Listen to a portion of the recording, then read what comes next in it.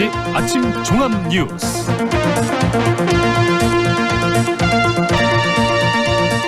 (7월 5일) 금요일 아침 종합 뉴스입니다.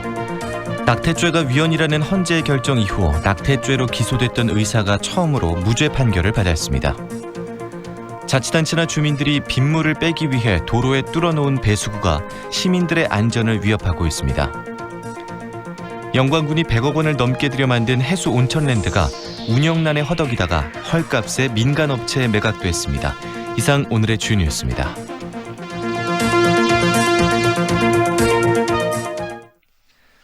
지난 4월 낙태죄가 위헌이라는 헌법재판소의 결정 이후 낙태죄로 재판에 넘겨진 의사가 처음으로 무죄 판결을 받았습니다. 검찰도 낙태 여성에 대해 기소 유예 처분을 하는 등 헌재 결정에 따른 변화가 계속되고 있습니다. 김철원 기자입니다. 광주의 한 산부인과 의사인 정모 씨는 2013년 11월부터 2015년 7월까지 67차례에 걸쳐 임신부들의 낙태를 도왔습니다. 이 사실이 적발돼 낙태죄 등으로 기소된 정 씨는 지난해 1심에서 징역 1년에 집행유예 2년, 그리고 의사 자격정지 1년을 선고받았습니다.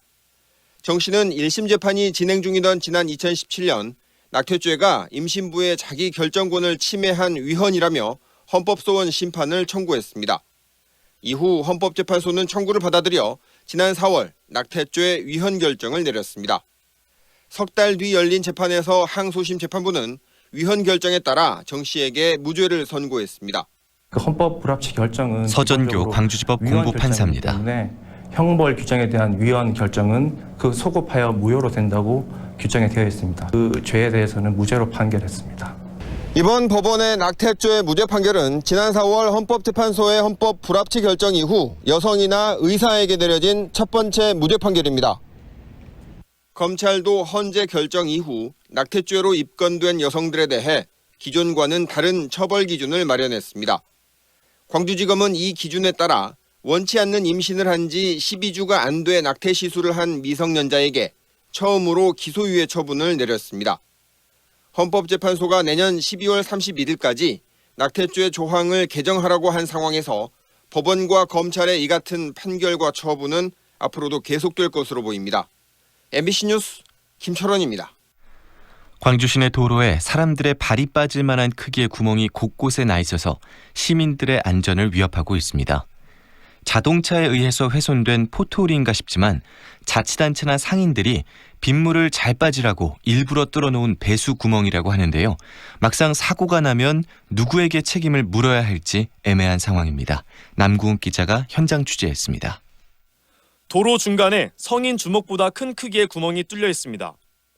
구멍의 깊이는 30cm 정도. 지난달에는 이 구멍에 7살 유치원생이 다리가 빠져 다치기도 했습니다.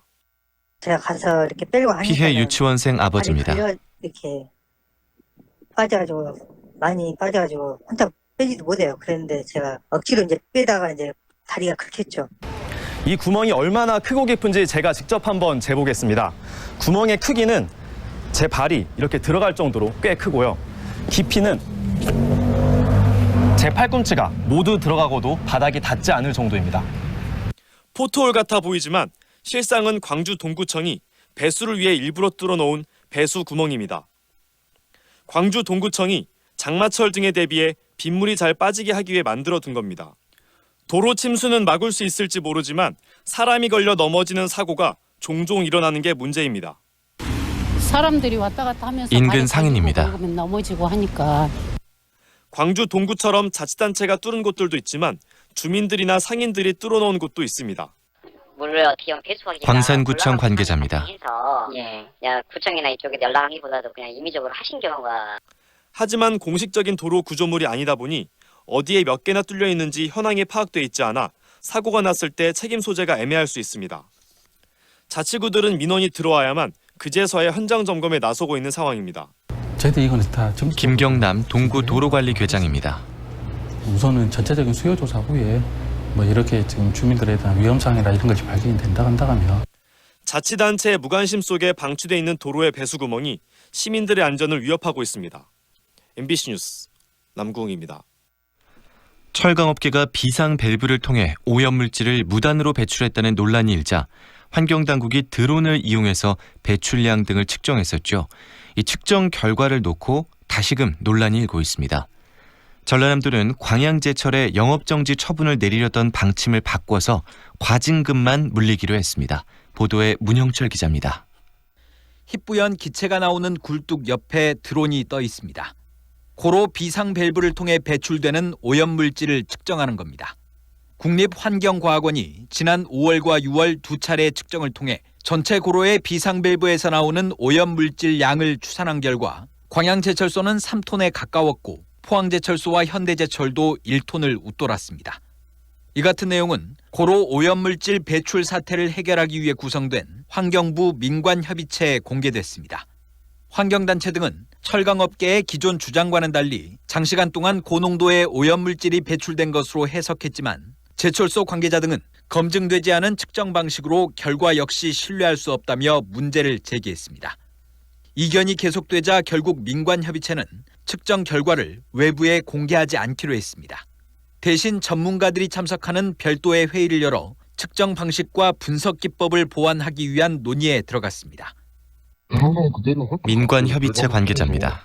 분리해서 하는 방식, 그 방식도 적용이 가능한 여부에 대해서 협의체는 최종 논의 결과를 종합해 앞으로 두 차례 정도 추가 측정을 진행할 계획입니다. 한편 고로 오염물질 무단 배출과 관련해 환경부 민관협의체가 운영되면서 광양제철소에 대한 행정처분이 미뤄질 수 있다는 관측이 나왔지만 전라남도는 협의체 운영 결과를 기다리지 않고 행정처분을 내리기로 결정했습니다. 다만 지난달 진행된 청문 결과를 받아들여 당초 예고했던 영업정지 10일이 아닌 과징금 6천만 원으로 방향을 정했습니다. 전라남도는 늦어도 다음 주까지 제철소의 처분 내용을 통보할 계획입니다. MBC 뉴스 문형철입니다. 영광군이 185억 원을 들여 만든 영광 해수 온천랜드가 운영난에 허덕이다가 원가의 35% 수준의 민간업체로 매각됐습니다. 영광군은 광주의 한 부동산 업체에 영광 해수 온천랜드를 68억 원에 매각했다고 밝혔습니다. 영광 해수 온천랜드는 관광객을 유치하기 위해 해수탕과 해수 풀장 등을 갖추고 지난 2010년에 개장했지만 한 해 수입은 3천만 원에 불과한 반면 7년 동안 총 관리비는 5억 원이 넘게 드는 등 운영난에 시달려왔습니다. 광주 시내버스 모든 노선에서 오늘부터 무료 와이파이를 사용할 수 있게 됐습니다. 광주시는 전국에서 처음으로 101개 노선 1000여 대의 시내버스에 누구나 무료로 이용할 수 있는 공공 와이파이 서비스를 운영한다고 밝혔습니다. 시는 당초에는 올해 말까지 순차적으로 무료 와이파이를 설치할 예정이었지만 세계 수영대회 성공 개최를 위해 과학기술정보통신부와 협의를 거쳐 모든 시내버스에 공공 와이파이를 조기에 구축했습니다. 광주 세계 수영선수권대회를 앞두고 오늘부터 각국 선수단이 광주에 도착합니다. 광주 수영대회 조직위원회는 오늘 오전 선수촌 개소식이 열린 뒤 독일 선발대를 시작으로 한국과 미국, 네덜란드 선수단 등 100여 명의 선수들이 잇따라 입촌한다고 밝혔습니다. 이번 주말과 휴일에도 일본과 영국, 이탈리아 등 14개 나라 180여 명의 선수들이 차례로 선수촌에 짐을 풀 예정입니다. 오늘 광주와 전남 지역은 흐린 가운데 무더운 날씨를 보이게 했습니다. 아침 기온은 18도에서 22도의 분포를 보이고 낮 최고 기온은 광주와 나주가 32도 등 28도에서 32도로 어제와 같이 30도를 웃돌며 덥겠습니다. 광주 지방 현재 기온 23도입니다. 광주 MBC 아침 종합 뉴스를 마칩니다.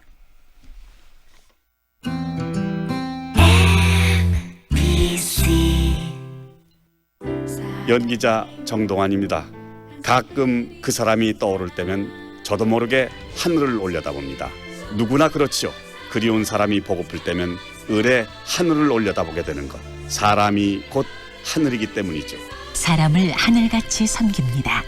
스카이 장례식장. 무등산이 눈앞에, 소태역이 단지 앞에 1차에 이은 두 번째 골드클래스의 탄생. 소태 IC에서 광주천까지 프리미엄 쾌속 클래스가 펼쳐집니다.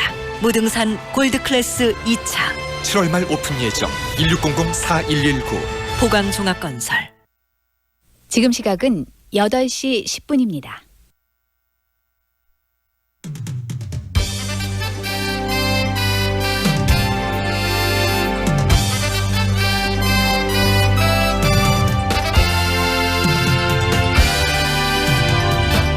황동현의 시선 집중.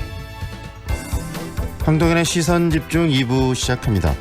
반도체와의 스마트폰 핵심 소재의 한국 수출을 규제하는 일본의 조치가 어제부터 시작이 됐습니다. 우려했던 일은 이제 발생을 했고요.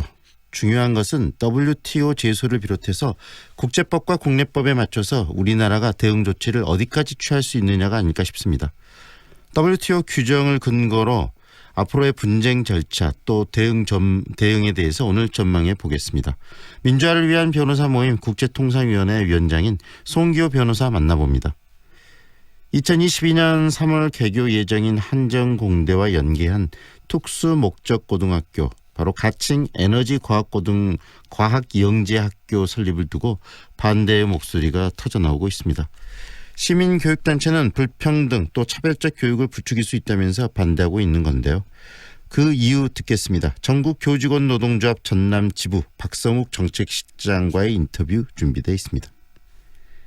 한 인터넷 쇼핑몰이 자사 상품의 양말이 빠르게 마른다는 점을 홍보하려고 박종철 열사 고문치사 사건과 관련된 책상을 탁 쳤더니 억 하고 말랐다라는 문구를 사용했다가 누리꾼들로부터 문매를 맞고 있습니다. 사태가 커지자 해당 업체는 전 직원을 대상으로 역사 교육을 시키겠다고 사과문을 게재했습니다만, 이렇게 사회 문제에 대한 제대로 된 인식이 결여된 광고나 자막 속 문구들이 생각보다 우리 주변에 많다고 합니다.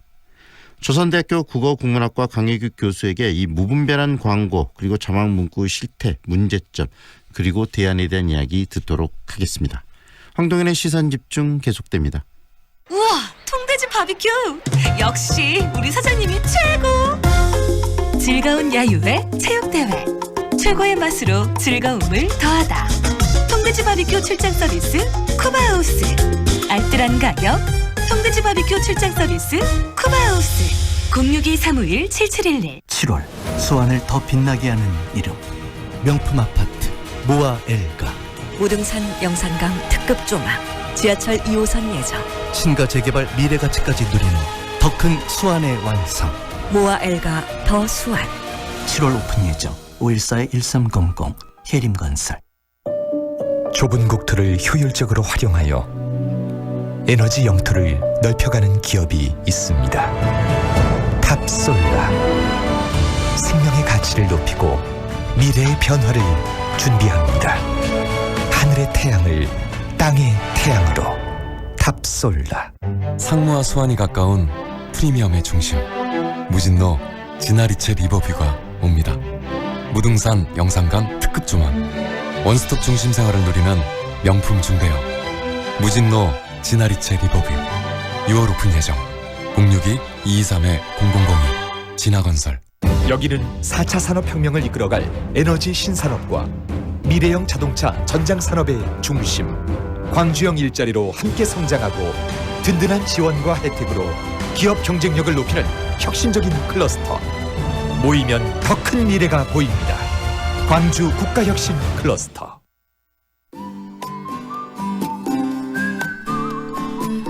날이 더워지면서 차량 에어컨을 자주 가동하실 텐데요. 여름철 내내 사용하는 에어컨 어떻게 관리해야 하는지 때로는 고민이 되실 것 같아요. 따로 시간 내서 관리하시지 않아도 평소에 쉽게 관리하는 팁 알려드립니다. 차량에서 내리기 3분 전부터 창문을 활짝 열어주시고요. 에어컨을 성풍 모드로 돌려서 에어컨 안쪽을 말려주시면 여름철 내내 에어컨의 악취, 세균과 곰팡이를 예방할 수 있습니다. 하서로 효령 노인복지타운에서 전통공예문화학교 방향으로 전통공예문화학교 50m 못간 지점 2차로 막고 상수도 공사 중입니다. 주의해서 지나시길 바랍니다. 송암로 송원고에서 풍암사거리 방향으로 신호 3번 필요하고요. 서문대로 광주대 교차로에서 행암교차로 방향으로 밀려 지납니다. 봉선로 주월중학교에서 백운교차로 방향으로 정체됩니다. 출근길 안전운행 하시기 바랍니다. 오늘 미세먼지 농도는 나쁨 단계를 나타내고 있습니다. 현재 광주의 기온은 24도, 습도는 81%입니다. 지금까지 교통정보의 신혜빈입니다. 황동현의 시선집중과 함께하고 계시는 지금 시각 8시 15분 막 지나고 있습니다. 일본에서 수입되고 있는 이 TV와 스마트폰 핵심 소재인 플루오린 폴리이미드 그리고 반도체를 만들 때 필수인 리지스트, 에칭가스 이 세 가지 품목에 대해서 수출 규제를 하겠다고 일본 정부가 밝힌 이후에 어제부터 조치가 직접 시행이 되고 있는데요.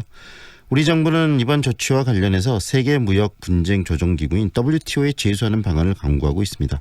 관련 얘기 듣겠습니다. 민주화를 위한 변호사 모임 국제통상위원회 위원장을 맡고 계시는 송기호 변호사 연결합니다. 안녕하세요, 변호사님. 네, 오랜만입니다. 안녕하세요. 네, 변호사님 이번에 일본에서 수입 규제 강화 조치를 지금 하고 있는데 어제부터 지금 시행이 된 것으로 알려지고 있습니다.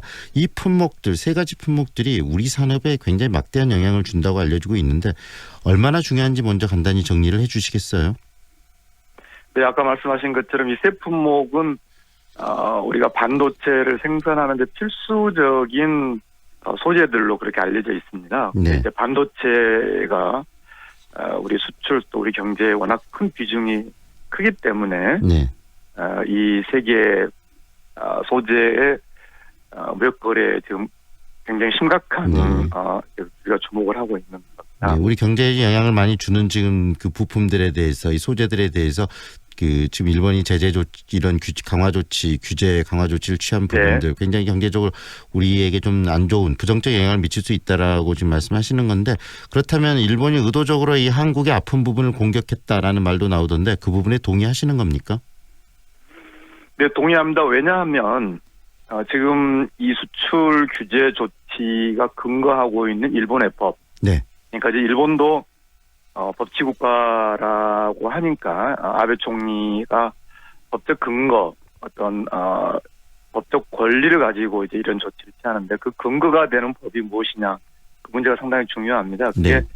안보 물자 규제 관련 조항이에요. 네. 그러니까 한국으로 나가는 아까 말씀하신 그 세 개의 소재가 군사 목적으로 전용될 그런 위협, 그런 안보적인 고려 때문에 이 수출 통제를 하는 그 법령을 지금 적용을 하고 있거든요. 네. 근데 문제는 한일 사이에 그런 안보 문제 상황이 발생한 것이 아니고 또 아베 총리도 구체적인 어떤 안보 위해 상황을 설명하지 못하고 있습니다. 네.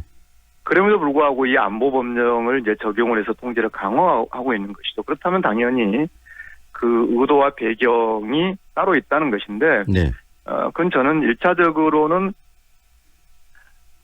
네. 한국 경제가 일본의 부품과 기술 소재에 많이 의지해서 어떤 성장하고 역할을 확대하는 부분에 대한 견제, 약화도 있지만, 네. 단기적으로는 저는 내년 4월 선거에도 일정한 영향을 어떤 줄 그런 네. 의도도 저는 일본이 가지고 있다라고 판단합니다. 왜냐하면 네. 지금 현재 일본이 취하려고 하고 있는 조치가 지금 이 세계의 핵심 반도체 소재에 국한된 것이 아니고 네. 이른바 일본에서도 쓰는 용어이기 때문에 말씀드리면 이제 캐치 올 규제라고 해서 네. 지금 이렇게 세계 반도체 품목 이렇게 딱 목록으로 통제하는 게 아니라 네. 한국으로 나가는 일체의 뭐 기술, 부품, 소재, 원료, 설비, 네. 먹을거리와 의류만 제외한 일체의 무역거래에 대한 네. 규제 강화가 지금 입법되고 되어 있거든요. 네. 이것들은 전반적으로 평가한다면 상당한 어떤 정치적 의도 즉 한국에서 일본에게 네네. 일본과 쉽게 말이 통하는 그러한 어떤 질서가 한국에 만들어지기를 원하는 것도 저는 네. 배경이 있다라고 개인적으로는 판단하고 있습니다. 다시 말하면 이런 뭐 이 경제 이런 부분들을 내년 선거와 관련한 정치 문제로 지금 이 정치 문제를 지금 경제 문제로 풀려 한다는 이야기 하나 하고 그다음에 또 요즘에 이야기가 나오는 게 결국은 지금 우리 한국 그 법원에서 이 강제징용 판결에 그 이야기를 했지 않습니까? 강제징용 문제에 대해서 판결이 나왔는데 일본 기업들이 배상을 해야 된다는 그런 부분들에 대해서 일본 내에 또 여론이나 분위기를 만들어내기 위해서 이런 경제적인 보복 조치를 하고 있다. 이렇게 보시는 거네요, 변호사님. 그렇죠. 지금 말씀하신 강제징용에 대해서 잠깐 말씀드리면 강제징용 배상 판결 우리나라 대법원 확정 판결에 대해서 일본과 같은 그런 삼권 분립 체제에 있는 법치 국가가 네. 정부가 그 대법원 판결에 대해서 어떻게 할 수 없다는 것은 일본 스스로도 잘 알고 있을 거고요. 네. 그럼에도 불구하고 이런 무역 전반에 대한 어떤 안보 목적, 안보를 비밀한 통제를 강화를 하는 것, 그것은 결국은 단순한 어떤 청구권 협정이라든지 또 우리 위안부 할머니 네. 합의라든지 그런 것을 뛰어넘은 어떤 일본의 정치적인 배경이 있다라고 네. 봅니다. 그리고 방금 말씀하신 강제징용과 관련해서는 그 법원의 판결에 대한 것에 대해서는 일본도 그걸 네. 한국 법원 판결에 대해서는 일본이 수용을 해야 될 거고요. 다만 네. 이제 아직 판결을 제기하지 않은 분들의 이 피해 배상 문제에 대해서는 좀 한일 사이의 어떤 네. 외교적 협의 그리고 필요하다면은 일본이 한국 법원의 판결을 수용한다는 네. 전제에서 일본이 그 문제를 국제중재에 가서 해석론을 받아보자 하는 것, 거기에 대해서 우리가 동의하는 것도 네. 한번 좀 검토할 필요는 있다라고 봅니다. 네. 결국 이렇게 경제 제재가 발생을 했기 때문에 한국 정부가 이 문제를 어떻게 풀어내느냐 이것이 굉장히 중요할 것 같은데 어제 김상조 청와대 정책실장 직접 나와서 이 지금 아베 총리의 발언에 대한 이야기도 하고 그러면서 WTO 이 규정 위반이다. WTO의 판결을 받을 필요도 있다. 이런 이야기를 꺼냈는데 우리 변호사님께서는 이런 김상조 정책실장의 발언에 대해서 어떤 생각이십니까? 동의하십니까? 네, 동의하고 또 올바른 방향이라고 생각합니다. WTO 규정은 이러한 어떤 WTO에서 정하지 않은 방법에 의한 수출 통제를 금지하고 있고요. 예외적으로 이를테면 일본의 이 세계 핵심 부품이 워낙 부족해서 일본 산업의 국내 수요를 충족하기 위해서 어쩔 수 없이 통제하는 그런 아주 극히 예외적인 사유만 허용하고 있기 때문에 네. 김상조 실장의 판단 또 그런 방향이 맞다고 보고요. 다만 이제 우리 정부도 지금 고민하고 있겠습니다만 네. WTO까지 최종 결정이 나오는 게 한 시간이 걸리고 그다음 WTO에서 우리가 원하는 판결이 나온다고 해서 그 자체가 일본의 조치를 바로 무효화시키지는 않거든요. 네. 그런 점에서 이제 그때까지 어떤 단기적 대응은 어떻게 할 거냐가 중요한데 그 부분도 일본이 많이 지금 모순을 그러니까 일본의 모순이 뭐냐면은 네. 이 안보 조치를 빌미로 삼아서 강화 통제를 하는데도 막상 왜 그러한 조치가 필요한지 그 안보적 사유가 무엇인지를 설명하지 못하는 모순이 있는 거지 않습니까? 네네. 일본 내부에서도 이것이 과연 일본의 법치주의냐, 네. 이것이 일본이 말하는 그런 어떤 국제법 준수냐, 즉 일본 내부에서의 어떤 모순 그리고 이 문제로 인해서 피해를 보는 일본의 기업들 그래서 일본 안에서 현재 아베 총리의 이런 조치의 부당성이 제기되고 그 여론이 확대되어서 그것이 일본 정부에 어떤 영향을 미치는 이런 방법도 이러한 길도 우리 특히 정부 바깥에 네. 우리 민간 영역에 있는 분들이 좀 적극적으로 좀 같이 해줘야 된다고 생각합니다. 여러 가지 전략이 필요하다는 말씀이시네요. 이 WTO에 가서 공식적으로 이 판단을 받아보는 것뿐만이 아니라 기업은 기업대로 그다음에 정부는 정부대로 이 단기적으로 이런 문제를 해결할 수 있는 일본과의 다양한 채널을 가동을 해서 이 문제를 풀려고 노력하는 것도 함께 필요하다는 말씀이시네요. 그렇죠. 이 사안에 대해서는 일본 스스로도 어떤 모순적인 상황이고 그것이 결국은 일본 안에서도 어떤 많은 갈등과 파열음을 이미 아사히 신문이라든지 이런 데는 즉각 철회하라라고 아베 총리에게 철회하라는 그런 사설을 내지 않았습니까? 네. 그런 점들을 복합적으로 강원 전략을 다 같이 가져야 되지 않은가 싶습니다. 네. 변호사님께서 말씀하신 것처럼 이 안보의 조치라는 이야기를 하고 있지만 왜 안보 조치에 이원 제재가 해당되는가에 대해서 일본 스스로도 제대로 설명하고 있지 못하다. 이런 게 바로 또 이번에 문제를 푸는 어떤 하나의 고리가 될 수 있겠다는 생각도 듭니다, 변호사님. 네, 그렇죠. 그래서 지금 이제 아까 말씀드린 모든 전반 그 무역 거래에 적용하려고 하는 그 규제 지금 일본이 입법 요구를 하고 있는데 네. 또 이제 우리도 어떤 그 법령이 바뀔 때 이렇게 바뀔 테니 의견을 주시오라는 그런 공중 의견 제출 제도가 있지 않습니까? 네. 그걸 지금 일본 정부가 하고 있는데 거기에 이제 일본 법학자나 지식인들이 이제 제기하는 문제가 네. 아까 말씀드린 대로 무슨 이유로 이런 갑작스러운 조치를 취하는지 네. 이유를 설명해 달라. 네. 그리고 이것이 그동안 일본이 이야기했던 국제법 준수이냐. 그런 어떤 많은 문제 제기가 일본 내부에서 되고 있고요. 특히 이제 아시겠습니다만은 일본과 우리나라는 군사정보 보호협정 체제를 가지고 있잖아요. 네네네. 민감한 군사 정보를 서로 공유한다는 것을 그만큼 믿는다는 건데 오히려 상대적으로 덜 민감한 어떤 이런 그 무역이나 무역 거래에 대해서 이 나라를 못 믿겠기 때문에 통제를 강화한다는 것은 이건 모순이거든요. 네. 그런 모순적인 지금 행동을 한 이 아베 일본의 정부, 결국은 뭐 모두에서 말씀하신 것처럼 내년에 선거를 비롯해 여러 가지 정치적인 포석까지 함께 지금 하고 있다는 생각이 드는데요. 그렇다면 이제 WTO를 만약에 가게 된다면 거기서 주로 이 다룰 수 있는 쟁점, 가장 중요한 포인트는 어떤 거라고 생각하시는지도 한 말씀 더 해주시죠. 이 세계무역기구 협정에서는 이제 관세 방식 이외의 무역 제한은 원칙적으로 금지를 하고 있고요. 네. 아까 말씀드린 것처럼 이제 그게 아주 극히 예외적으로 허용되는 경우처럼 이제 일본 국내에 물자가 부족하다든지 네. 또 뭐 이게 군사 목적으로 어떤 전용될 그런 어떤 구체적인 위험이 있다든지 그런 어떤 극히 예외적인 사유에 대해서만 이제 허용되기 때문에 아마 일본에서는 이게 단순히 그냥 허가 제도만 바꾼 것이 실질적인 피해는 없다라고 주장할 것 같은데. 네. 근데 문제는 그러면은 아무런 피해를 주지 않는다면 사실은 즉 아무런 변화가 없을 거라면은 네. 이런 제도를 아베가 새로 만들 이유가 없잖아요. 정말 네네. 달라질 것이 없다면. 네.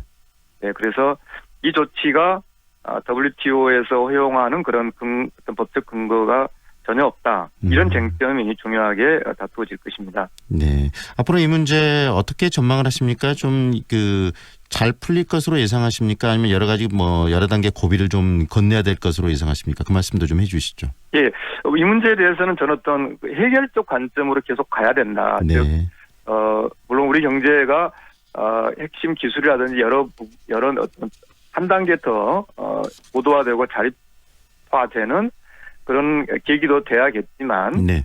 그렇다고 해서 이 문제를 어떤 누가 이기고 누가 질 것이냐라는 그런 대결적 관점보다는 네.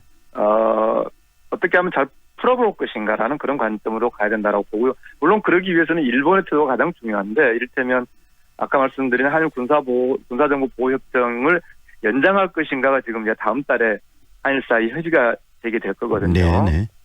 군사정보보호협정이 연장된다면은 그것은 서로 이제 신뢰한다는 이야기잖아요. 민감한 네. 군사정보 교환이기 때문에. 그렇다면 만약 그것이 연장된다면 그러한 기초 위에서 그러한 상호 신뢰가 확인되는 거니까 그 신뢰를 이 무역에도 당연히 적용해야 되는 것이고 그러한 방향으로 일본과 지속적으로 소통을 하고 그러나 원칙적인 입장 즉 네. 한국 법원의 판결에 대해서 어떤 것을 일본이 받아들이게 한다든지 네네. 또 우리 위안부 피해 할머니 분들의 아주 기본적인 인간 존엄성에 관한 인권 이런 문제들은 우리 네. 정부가 끝까지 원칙을 견지하는 선에서 해결적 관점으로 이렇게 풀어갈 수 있을 거라고 그렇게 전망합니다. 네. 오늘 말씀 여기까지 듣겠습니다. 인터뷰 감사합니다, 변호사님. 네, 감사합니다. 지금까지 송기호 변호사와 함께했습니다.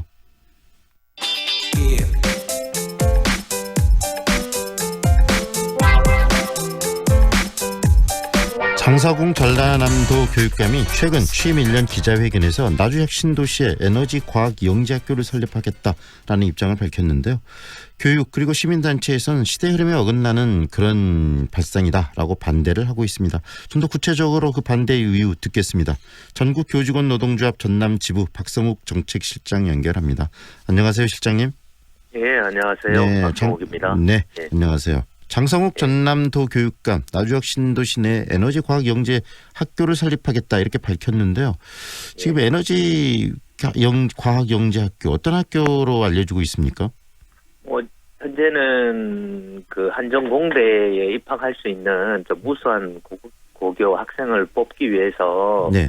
그것과 관련된 뭐 에너지나 IT 분야의 특수한 우수한 학생들 뽑는다고 이렇게 얘기하고 있는데요. 네. 그러니까 실제로 저도 에너지 영재라는 말을 저도 처음 들어봐가지고 네. 그 부분에 대해서는 저희도 우려를 가지고 있는데 한 학급당 15명, 학년당 내학급이면 60명, 총 3학년이니까 180명 정원으로 아마 그 2022년을 개교를 목표로 나주 지역에 좀 설립하려고 계획하고 있는 것으로 알고 있습니다. 네. 학교 시설비만 해도 한 400억 정도가 든다라고 지금 얘기가 되고 있는데 어떻습니까, 실장님? 그 에너지 과학 영재 학교 지금 설립에 반대하시는 거죠? 예. 그 이유가 듣고 싶습니다. 예, 반대하신 이유 좀 들려주세요. 네, 뭐 이유를 보면 일단 아까도 얘기 드렸듯이 이제 한 400억 정도의 시설비하고 매년 그 50억 정도의 돈이 들어가는데 네.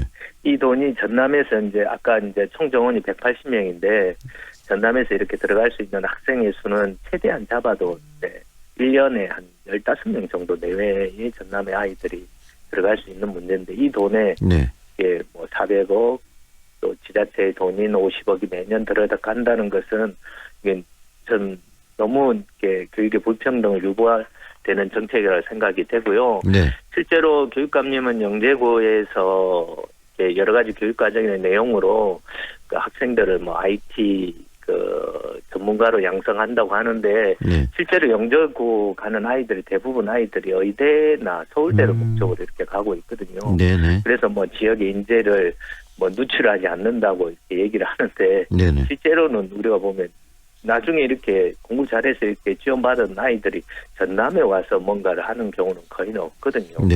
그리고 실제로 전국적으로 보면 영재고가 이렇게 영재고 입학 과정에서도 사교육이 최고로 이렇게 유발된다는 보고서하고 학교에 들어가서도 교육 과정을 따라가기 위해서 또 사교육이 유발되고 이게 사교육의 최대의 모순이 집약된 학교가 되어 있어서 저희들은 적극적으로 반대하고 있습니다. 실질적으로 전남에 이 영재 고등학교가 있지 않습니까? 전남과학고. 예, 바로 인근에 나주에 과학고하고 외고가 또 있어요. 또 광주에 영재학교가 또 있고요.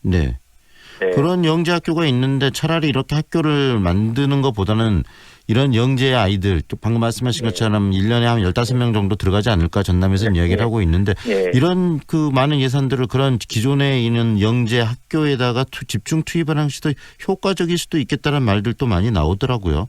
아니 그러죠. 이제 과학고 안에 에너지 분야에 혹시 관심 있는 아이들이 있다면 그 아이들 실제로 에너지 영재라는 아이들을 이렇게 다수 180명씩 이렇게 찾는다는 것도 쉽지가 않을 겁니다, 저희들이. 그래서 그 부분에 있어서 과학고 안에 어떤 학급을 개설한다는 이런 방향도 충분히 추진될 수 있는데 어찌 보면 그게 더 쉽다고 저도 생각하는데 이걸 학교를 하나 만들어서 어마어마한 예산을 투입해서 이렇게 과도하게 낭비한다는 것은 저는 심각한 우려를 표할 수밖에 없습니다. 상식의 선에 있어서 많은 반대들의 요인들이 이렇게 존재하는데도 왜 청소군 교육감은 영재학교에 이렇게 꽂혀 있을까요? 그러니까요. 처음에 이제 영재학교 한중공대 추진 과정에서 여러 가지 정치권이나 도지사님께서 이렇게 장동 교육감님에게 부탁을 하신 것 같아요. 그래가지고 이제 그 한중공대와 관련된 고등학교를 하나 설립하는데 허가해 줬으면 좋겠다 해서 이제 그 부분에 그때부터 이제 그런 건 충분히 할 수 있겠다라는 생각에서 여기에 한정공대가 유치되고 나니까 다양한 정치적 이해가 거기에 좀 더해지는 거죠. 교육감이 이걸 또 반대하기도 어렵고 추진해 왔던 과정이고 그리고 이제 개인적으로 좀 교육감님이 좀 낭만적으로 영재학교를 생각하시는 것 같아요. 이건 에너지와 관련된 아이들 뽑아서 한정공대 영재한 영재를 기르면 되겠다 생각하지만 실제로 대한민국 입시 상황에서 전국적으로 영재학교를 보면 서울대에 가장 많은 합격자를 내는 게 전국에 있는 8개 영재학교거든요. 교육감님은 그런 순수한 의도를 가지고 있지만 우리나라 학부모들이 가만두지 않을 겁니다. 그런 부분을 좀 생각을 좀 바꾸시고 영재학교보다는 실제로 거기 들어간 50억이면 전남에 이제 그 수학여행 가는 아이들 한 5만 명 되는데 이게 1년에 뭐 8만 원에서 10만 원 도교육청에서 지원하고 있어요. 그 돈을 차라리 한 50억이면 10만 원 정도를 더 지원해서 아이들이 자부담 50% 이렇게 내고 있는 것을 무상교육에 가깝게 한다면 교육감님이 추진해 왔던 한 아이도 소외되지 않고 어려운 아이들 위해서 더 적극적 평등을 실천했다는 그것과 또 맞지 않을까 이런 생각을 가지고 이 영재학교 학교 설립 과정도 그렇게 허가받는 과정이나 이런 게 좀 쉽지는 않을 것 같은데 어떻습니까? 이런 영재학교는 교육부 승인을 받아야 되는 상황이죠? 그러죠. 이렇게 영재학교는 실제로는 영재위원회에서 공모를 합니다.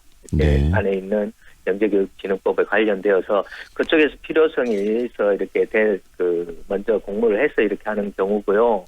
실제로는 노무현 대통령 때 처음 부산 영재학교를 처음 설립했어요. 그것은 이제 영재교육의 필요성이 있겠다. 그 정도는 저희들도 전교조도 동의를 하는 거거든요. 예술 영재학교나 이렇게 좀 소수의 학교가 지금 전국적으로 2,400명이 매년 영재학교에 입학하고 있습니다. 근데 이제 거기다가 이 영재 학생 수는 줄어들고 있는데 영재학교는 계속 늘어나고 있는 거죠.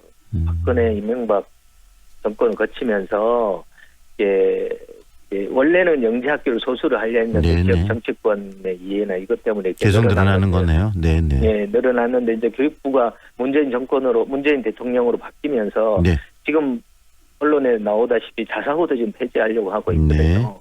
그래서 교육부에서는 적극적으로 지금 좀 그거는 어렵다라는 메시지를 계속 교육청에 보내고 있는 상황으로 알고 있습니다. 이 부분에 대해서 좀 더 깊은 그런 논의와 그다음에 즉흥적인 그런 판단이 아니고 좀 더 깊은 판단들, 깊은 어떤 그 논의와 그다음에 결론을 도출하는 그런 방식이 필요하지 않을까라는 생각이 드네요.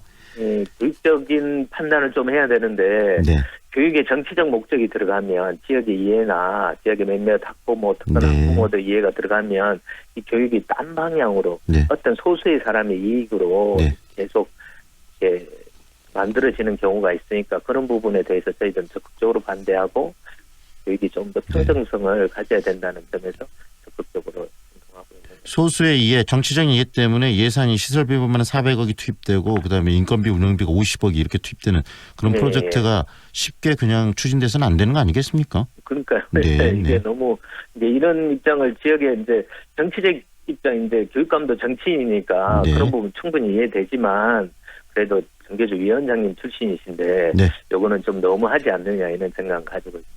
오늘 말씀 잘 들었습니다. 고맙습니다. 예, 감사합니다. 지금까지 전국교직원 노동조합 전남지부 박성욱 정책실장과 함께했습니다.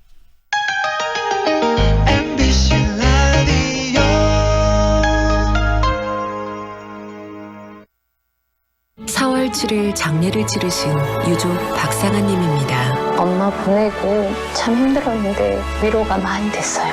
3월 4일 장례를 치르신 유족 전승현 님입니다. 덕분에 잘 치렀습니다. 정말 감사합니다.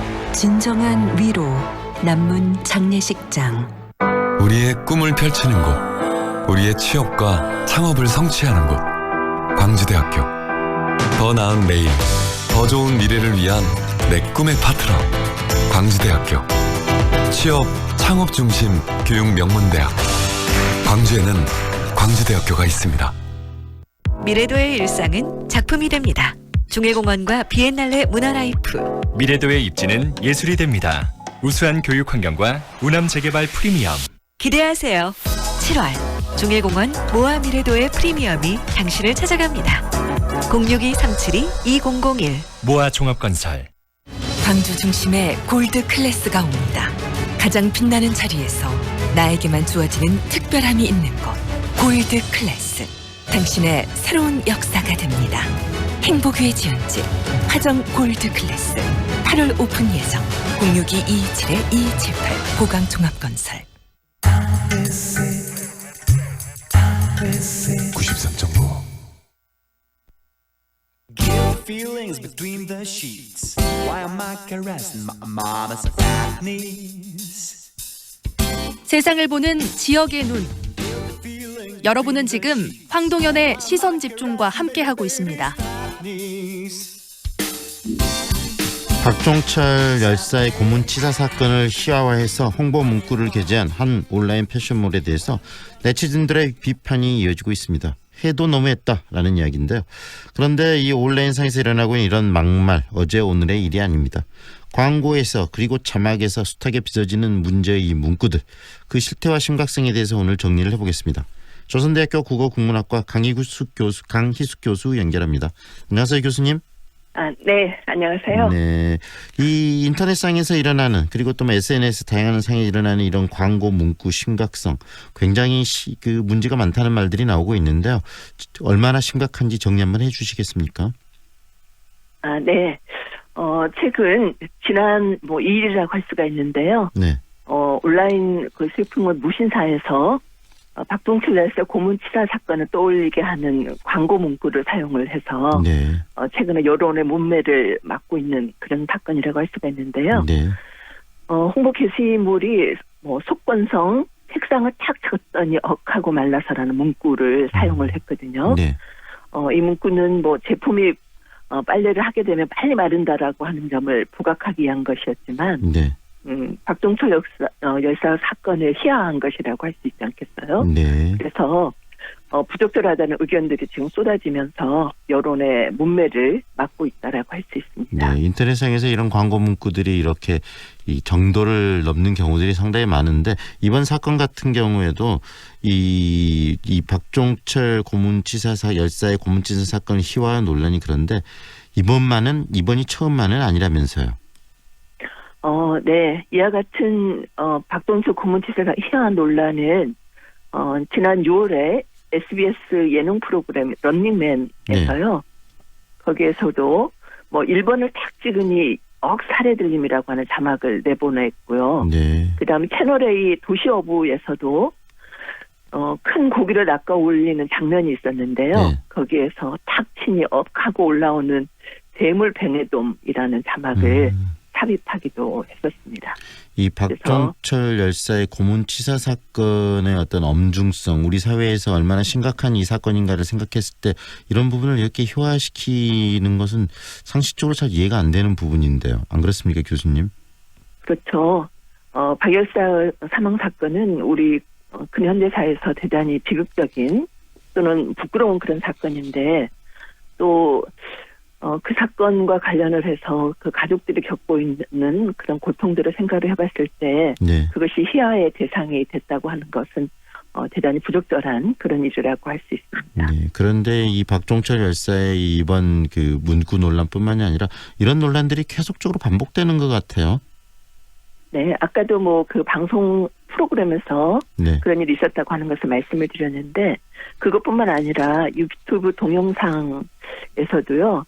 가령 먹을 수 없을 만큼 배가 부른 상태에서도 계속 음식을 먹는 행위를 가리켜서 식폭행이라고 하는 표현을 쓰기도 했고 네. 그다음에 또 미투 운동과 관련을 해서 돈 떼인 일을 고발했다라고 하는 걸 비투라고 한다라든지요. 네.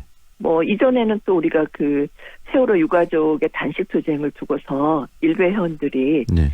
폭식 투쟁을 한다, 이런 맞대응을 하는 말장난도 있었잖아요. 네. 그래서 이런 일들이 다들 적절치 않다라고 하는 그런 비판의 대상이 되고 있는 것 같습니다. 광고 그리고 자막에서 이런 자극적인 문구를 활용하는 이유는 어떤 겁니까?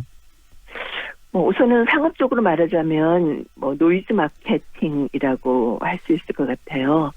잘 알다시피 노이즈 마케팅이라고 하는 건 자신들 상품을 각종 구설수에 휘말리도록 함으로써 소비자들의 이목을 집중시켜서 판매를 늘리는 마케팅 기법이잖아요. 네. 그래서 오로지 상품의 품질하고는 무관하게 상품을 판매할 목적으로만 요란스럽게 구설수에 오르도록 하는 그런 일종의 전략이 아닌가 합니다. 순간적인 어떤 자극이나 이런 것들을 통해서 상품의 어떤 판매율을 높이기 위한 그런 말초적 감각적인 그런 행위라는 말씀이시네요. 네네. 그렇게 네. 평가할 수밖에 없다고 생각이 들어요. 하지만 어떤 상품의 판매에는 도움이 될지 모르지만 우리 사회의 깊은 역사인식 또 어떤 사회인식이 부족한 굉장히 좀 천박한 행동 아닌가 싶기도 해요. 네. 인터넷 쇼핑몰이나 또는 유튜브 영상 같은 경우 특히 이제 젊은이들이 많이 사용하는 그런 프로그램이나 SNS라고 볼 수가 있지 않겠어요? 네. 거기에서 박동철 역사 사건만 하더라도 아까도 말씀을 드렸지만 독재 치하에서 일어난 대단히 비극적인 그런 사건이었잖아요. 네네. 그런 그 사건에 대한 어떤 역사적인 그런 중요성이라든지 엄중성을 생각을 한다면 그런 문구를 계속해서 재생산해낸다고 하는 건 그야말로 우리 사회가 제대로 된 역사 인식을 갖고 있지 않다라고 하는 걸 보여주는 게 아닌가 그렇게 생각합니다. 사회의 품격을 위해서도 이런 어떤 광고 문구가 좀 그 제재 문제가 있는 부분들은 좀 적극적인 제재 받아야 될 부분 받아야 될 것 같고 이런 어떤 사회적인 룰이 있어야 되지 않을까 싶은데 우리 사회에 이런 부분에 대해서 어떻게 대응하는 게 가장 적절하다고 생각하십니까, 교수님? 네, 뭐 제도적으로는 방송심의위원회나 언론 중재위원회 등의 어떤 심의를 통한 감시나 규제척이 있어야 된다고 생각을 합니다. 네. 그렇지만 더 중요한 거는 저는 그 광고를 제작하고 소비하는 사람들의 인식이 올바라야 된다라고 생각을 하거든요. 네. 그래서 광고 제작자들도 가벼운 그 노이즈 마케팅 유혹에 현혹되지 않아야 되고 소비자들은 그런 일에 대해서 준엄한 어떤 심판의 잣대를 들이대서 그런 풍조가 발을 붙일 수 없도록 해야 되지 않을까 생각합니다. 네. 소비자들의 인식도 굉장히 중요하다는 말씀이시네요. 네네, 그렇다고 생각합니다. 네, 교수님 오늘 말씀 잘 들었습니다. 고맙습니다. 네, 감사합니다. 지금까지 조선대학교 국어국문학과 강희숙 교수와 함께했습니다.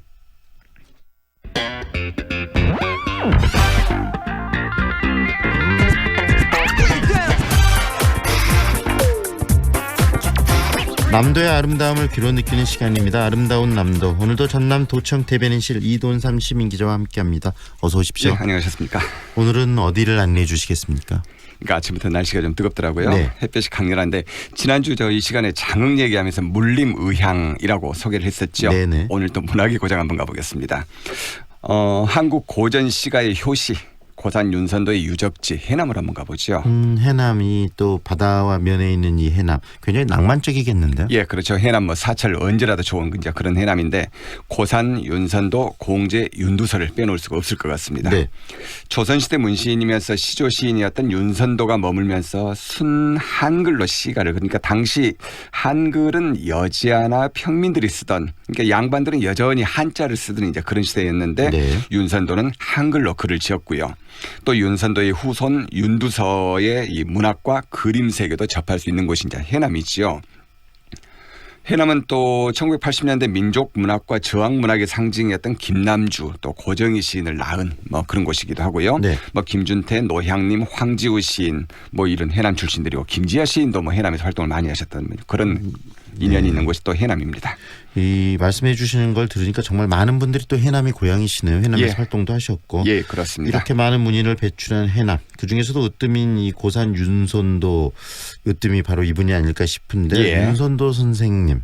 이 윤선도 선생 이야기부터 해볼까요? 예, 뭐 많이 들어보셨을 것 같습니다만은 내 벗이 몇인가 하니 수석과 송죽이라. 네. 동산에 달 오르니 그 더욱 반갑구나. 두어라 이 다섯 바퀴 또 더하여 무엇하리 이렇게 이제 시작이 되는 1642년 해남에서 지은 이제 산중신곡입니다. 이 산중신곡의 오우가 네. 예, 다섯 친곡 오우가 부분인데 우리나라 원림 문화와 국문학에 큰 족적을 남긴 윤선도 이 윤선도 고산 윤선도지만은 그의 삶은 뭐 유배로 이제 점칠이 됐다 뭐 이렇게 보셔도 될 것 같습니다. 오우가 이 고등학교 국어 교과서에서 배웠던 바로 그 오우가 아니겠습니까? 예, 맞습니다. 이 고산 윤선도의 유배 기간이 얼마나 됐었죠? 보니까 모두 4차례 한 20여 년 되더라고요. 그러니까 광해군 때 성균관 유생 신분으로 당시 최고 권력자의 횡포를 고발하는 그런 상소를 올렸다가 함경도 경원으로 유배를 가는데 이때를 시작으로 해서 이제 뭐 4차례 20여 년 되는데 유배에서 풀려난 뒤 벼슬도 하지만은 오랜 기간 이제 학문에 또 정진을 하고요. 네. 복림대군의 사부도 되고 또 병자호란 뒤에는 해남과 완도에서 원림을 경영하면서 산중신곡 뭐 어부사시사 이런 불후의 명작들을 또 남긴 분이 고산 윤선도입니다. 네, 작품들을 보니까 정말 우리가 생각보다 가까이 그분의 작품들과 접하고 있었네요. 예, 많이 또 배우기도 했고요. 예, 사시사도 그렇고요. 이 고산 윤선도 그의 유적지가 해남 어디입니까? 구체적으로? 해남읍 연동이죠. 해남읍 연동리인데 여기 가시면 해남 윤씨 옛집인 뭐 많이 아시는 노구당 있고요. 또 어초원 사당, 고산 사당이 있습니다. 윤선도 유물전시관에 들어가시면은 이 내면의 세계까지 생생히 표현한 국보 240호입니다. 네. 윤두서의 자화상 뭐 다 아시겠습니다만은 윤두서의 자화상도 있고요. 해남 윤씨 집안에서 내려오는 옛 화첩 보물로 지정이 되어 있습니다. 네. 뭐 윤씨종가의 문적 또 고려시대의 노비문서 이런 것들 다 보물로 지정이 되어 있는데 이런 많은 문화재와 유물이 여기 이제 고산 유물전시관에 전시가 되어 있고요. 뒷산 중턱에 보시면은 비자나무 400여 그루로 이제 숲을 이루고 있는 비자림이 있는데 이 비자림 같은 경우는 500년 전에 이제 조성이 됐는 이제 그런 케이스인데 뒷산에 바위가 보이면 마을이 가난해진다는 이 어초원, 그러니까 해남윤씨 어초원 공파의 시조인 이 어초원 윤효정의 유훈에 따라서 이제 후손들이 이제 심은 그런 비자나무입니다. 여기 500년 된 비자림 천연기념물로 지정이 돼 있는데 한낮에 여기 들어가면 정말로 더위까지 딱 식혀주는 그런 비자림입니다. 네, 이 노구당, 이 해남윤씨 종가의 그 품격이 고스란히 느껴지는 그런 고택이라면서요. 그렇죠. 뭐 해남윤씨 종가의 종택이 이제 노구당인데 지금 윤선도의 14대 종손 윤영식 씨라는 이제 어르신인데 이분이 살고 계시는데 지금은 이분들이 건강이 너무 안 좋아가지고 이 종가 사정으로 뭐 안채까지는 개방을 하지 않더라고요. 그렇지만은 여기 노구당은 윤선도의 4대조 또 윤두사의 7대조죠. 어초원 윤효정이라는 분이 이제 터를 잡았고 효종이 또 대군 시절에 사부였던 윤선도에게 하사했던 집을 1668년도에 해남으로 옮겨가지고 복원한 집이 이제 노구당입니다. 현재 이제 노구당인데 디귿자형 집에다 사랑채를 덧붙여가지고 독특한 이런 미음자형 구조를 하고 있고요. 전통 사대부 집안에서 볼 수 있는 소술대문도 멋스럽고 이런 말도 있습니다. 종가는 망해도 신주보와 향로, 향합은 남는다 뭐 이런 얘기가 있는데 명문가의 규율, 뭐 품격 지조 이런 것들이 그대로 묻어나는 옛집인데 이 노구당 일대가 현재 뭐 사적으로 지정이 되어 있습니다. 네. 그리고 이 윤선도 선생에 대한 이야기를 해주셨는데요. 해남윤씨 집안에서 또 뺄 수 없는 분이 바로 공제 윤두서 선생 아니겠습니까? 예, 그렇죠. 뭐 윤선도의 증손자죠. 증손자라고 보시면 되는데 조선 후기의 선비 화가 또 우리한테 뭐 자화상으로 널리 알려진 그런 인물이고요. 풍속화 또 진경 산수화를 처음 선보였고 사실주의 화풍도 이제 개척을 한 그런 분입니다. 그러니까 우리나라 풍속화의 시원을 연 윤두서의 화풍, 뭐 그의 아들 낙서 윤덕희 또 손자 청고 윤용 이런 분한테 이제 이어지는데 버드나무 아래에 흰 말을 그린 유화백마도 황 PD가 이제 학교 다닐 때 공부 열심히 하셨던 분들은 분명히 기억을 하시겠습니다만 이런 유화백마도가 있고요. 봄날 또 산골에서 두 아낙네가 나무를 캐는 뭐 채애도 뭐 이런 우리에게 익숙한 그림들 많이 있고요. 윤두서 같은 경우는 이런 그림도 그렸습니다마는 집안의 노비 문서를 불태우고 노비까지도 해방을 시켜줬던 그런 분이시기도 하고요. 대동이하 지도를 그렸던 김정호보다도 100년 앞서서 우리나라 전체 지도를 또 그린 또 그런 분이 또 공제 윤두서이기도 합니다. 이 공제 선생이 이 화가로서는 많이 알려져 있는데 또 지도를 그린 지도 제작자였다는 말은 처음 들어보는데. 지도 제작자라기보다는 지도를 이제 그린 분, 이제 화가로 이제 이렇게 보시면 되겠는데, 뭐 윤두서 정말로 박학다식했던 그런 분입니다. 그림뿐만이 아니라 뭐 문학, 뭐 천문, 지리, 의학 이런 것들과 이제 해박한 지식을 갖췄던 이제 그런 분이시고, 또 윤두서 같은 경우는 다산 정약용의 외증조부입니다. 그러니까 그래서 다산의 목민 철학에도 영향을 끼친 이제 그런 윤두서인데 이 윤두서의 옛집이 해남 현산면 백포리에 있거든요. 여건이 되신다면 여기까지 한번 들러보셔도 좋을 것 같습니다. 네, 그리고 이 고산 윤선도 그리고 공제 윤두서 두 분의 이야기를 좀 들어봤는데 현대문학 하면은 모두에서 이야기를 하셨지만 이 김남주 시인을 뺄 수 없는 거 아니겠습니까? 예, 그렇죠. 뭐 혁명 시인으로 말 그대로 뭐 불꽃처럼 살다간 그런 김남주 시인이 있고 여성운동가이면서 시인으로 살다 요절한 뭐 고정희 시인 이 두 분의 고향이 또 해남군 삼산면입니다. 삼산면인데 현실과 치열하게 맞서서 싸우다가 젊은 나이로 또 짧은 생을 마감한 이 8, 90년대 우리나라의 뭐 대표 작가 이렇게 보시면 되겠습니다. 김남주 시인 그리고 고정희 시인이 어떤 인물인지 간단히 소개 좀 해주세요. 김남주 시인 많이 아시겠는데 만인을 위해 내가 일할 때 나는 자유 이렇게 시작되는 뭐 자유란 시도 있고요. 또 이 두매는 날라와 더불어 꽃이 되자 하네 꽃이 이렇게 시작하면 시, 뭐 함께 가자 우리 이 길을 이런 시들 때 있는데 이 시에다가 음유를 붙여가지고 민중가요로 많이 이제 불리고 있죠. 이 김남주 1979년도에 난민전 사건으로 이제 구속이 돼서 15년형을 선고받습니다. 근데 이분이 옥중에서 시집 진홍가, 뭐 나의 칼 나의 피, 조국은 하나 이런 것들 펴는 이제 혁명 시인이고요. 고정희 시인 같은 경우는 뭐 여성 해방을 꿈꾼 그런 시인이다 이렇게 이제 보시면 되겠는데 80년대 민주화운동과 여성운동의 발자취가 고스란히 배어 있는 뭐 그런 시인이다 이렇게 이제 보시면 되겠습니다. 구체적으로 고정희 시인의 시가 어떤 시가 있으신지. 고정희 시인 같은 경우는 이제 어려운 가정 형편 탓에 이제 도각을 많이 했다는데 광주 항쟁을 겪으면서 80년대 후반에 이제 현실 참여 시를 본격적으로 쓰시는데 시집이 저 무덤 위에 푸른 잔디, 뭐 광주의 눈물비 이런 이제 시집들이 있고요. 네. 그러니까 실천 문학으로서 여성 해방 문학을 추구했던 시인 이렇게 이제 보시면 되겠고 김남주 시인의 생가는 삼산면 봉학리에 있고요. 네. 고정희 시인의 생가는 삼산면 송정리에 있습니다. 네. 이 두 군데 여기 한번 꼭 챙겨보시면 좋겠습니다. 오늘 말씀 잘 들었습니다. 고맙습니다. 예, 고맙습니다. 송정역으로 어디든 빠르게 미래 가치에 오를 마지막 기회를 잡아라. 수촌 3차 국제미술회 7월 오픈. 8년 임대로 미래도 생활가치도 오래도록 누릴 수 있도록 수촌 3차 국제미술회가 또 한 번 당신을 찾아갑니다. 임대문의 광주 446의 5000번. 좁은 국토를 효율적으로 활용하여 에너지 영토를 넓혀가는 기업이 있습니다. 탑솔라. 생명의 가치를 높이고 미래의 변화를 준비합니다. 하늘의 태양을 땅의 태양으로. 탑솔라. 광주 중심에 골드 클래스가 옵니다. 가장 빛나는 자리에서 나에게만 주어지는 특별함이 있는 곳. 골드 클래스. 당신의 새로운 역사가 됩니다. 행복의 지연지 화정 골드 클래스 8월 오픈 예정. 062-227-2278 보강종합건설. 무등산이 눈앞에, 서태역이 단지 앞에 1차에 이은 두 번째 골드 클래스의 탄생. 소태 IC에서 광주천까지 프리미엄 쾌속 클래스가 펼쳐집니다. 무등산 골드 클래스 2차 7월 말 오픈 예정. 1600-4119 보강종합건설. 솜씨 좋은 사람들의 감성 넘치는 축제 제8회 빛골 핸드메이드 페어가 7월 12일부터 14일까지 김대중 센터에서 펼쳐집니다. 손에서 손으로, 마음에서 마음으로 다양한 핸드메이드 상품과 즐거운 공예 체험까지 빛골 핸드메이드 페어에서 아름다운 추억을 만들어 가세요. 황동현의 시선 집중이 오늘 준비한 내용은 여기까지입니다. 오늘도 함께해 주셔서 고맙습니다.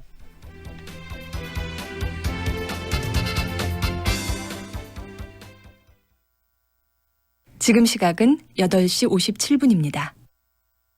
김성환 감독님, 요즘 건설 현장 떨어짐 사망 사고가 많이 발생하던데요? 높고 위험한 곳에서 일하기 때문이죠. 그럼 어떻게 예방해야 할까요? 작업 발판과 안전 난간, 사다리를 잘 설치하고 안전대를 제대로 걸었는지 꼭 확인해야 합니다. 안전모동 보호구 착용도 잊지 말고요. 네, 안전이 최우선이죠. 불량 발판, 불량 난간 아웃! 불량 사다리 아웃! 작업 발판, 안전 난간 세이프! 안전은 권리입니다. 이 캠페인은 광주지방 고용노동청과 안전보건공단 광주지역본부 SJ건설안전이 함께합니다. 광주 MBC 카자흐스탄 문화 탐방. 알마티는 세계에서 가장 아름다운 도시다.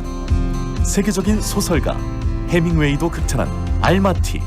차른 협곡의 웅대한 장광 속으로 만년설을 달리는 침블락 스키장, 이시쿨 호수 유람선 체험과 하루의 피로를 녹이는 유황 온천욕, 하얀 설원을 바라보며 즐기는 나이스샷, 골프 체험까지 노쇼핑, 노옵션, 온 가족과 즐기자.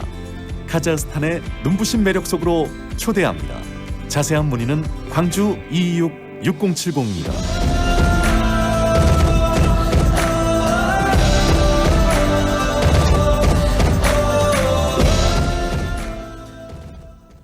영원히 소년이고 싶었나. 저는 광주를 대표하는 수영 선수 정봉기라고 합니다. 작년 전국체전 때 금메달 3개와 한국 신기록 2개 세웠습니다. 수영은 제 삶 그 자체죠. 수영장 물 안에 들어가면 조용해요. 마음이 편안하고 달리기 할 때 속도보다 물속에서 속도를 내는 게 더 짜릿하고 기분이 좋더라고요. 박태환 선수와 마이크 페프스, 그 선수처럼 그 나라를 알리고 내가 어떤 사람인지 저의 이름을 알리는 게 저의 꿈입니다. 같은 수영 선수로서 순간이 정말 힘들고 많이 괴로우실 것 같은데 이거를 잘 이겨내서 대회 때 좋은 성적 거두기 바랍니다. 화이팅! 광주 MBC는 꿈의 물결로 나아가는 청년들을 응원합니다. 청년의 꿈을 키우는 남도 청출 어람. 이 캠페인은 글로벌 공기업 한국노무총공사와 함께합니다.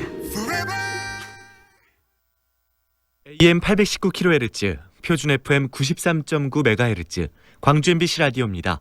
HLCN 친구처럼 다정한 연인처럼 MBC 문화방송. 여러분의 다정한 친구 광주문화방송이 9시를 알려드립니다.